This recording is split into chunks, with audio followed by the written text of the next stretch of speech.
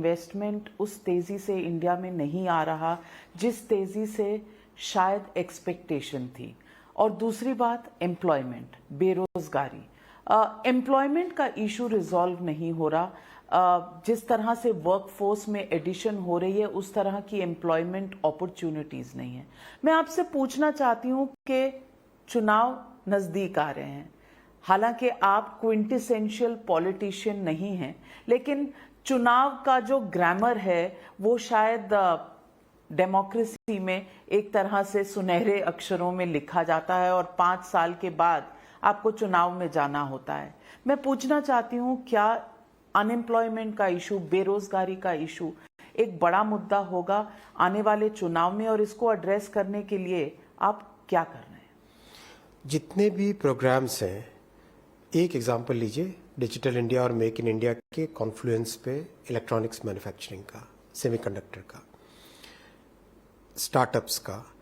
आज जो 74,000 स्टार्टअप्स हैं हमारे रजिस्टर्ड और 100 से ज़्यादा यूनिकॉर्न्स हैं, उसमें 5.5 लाख लोग एम्प्लॉयड हैं। आईटी इंडस्ट्री लीजिए, just in the last 12 months IT industry has added close to 6 lakh new employment.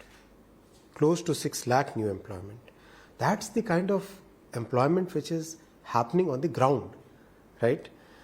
But we are an economy where additions to the workforce run into crores every year.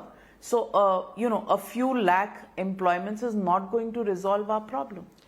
So, sector by sector, मैं अपने sectors की बात कर सकता हूँ।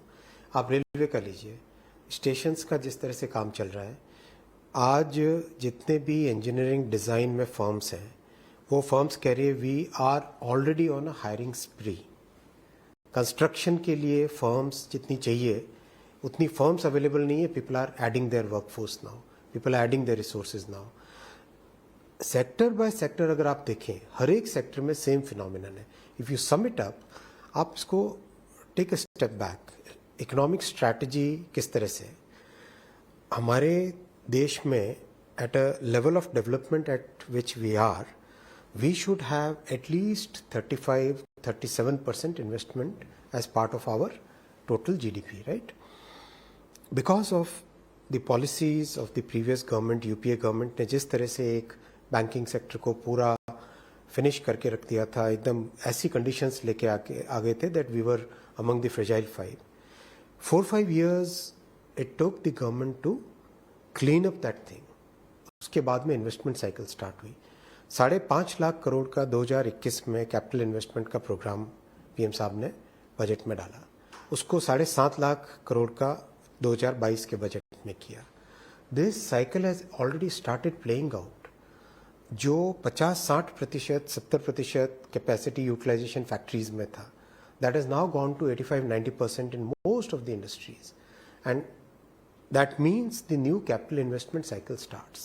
New capital investment cycle starts means new jobs starts getting created. I was reading a report of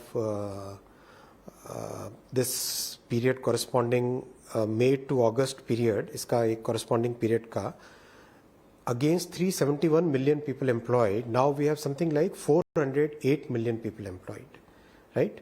So that employment growth is there, yes. We definitely keep increasing our emphasis that we are putting on investment. We must continuously focus on implementing all these programs.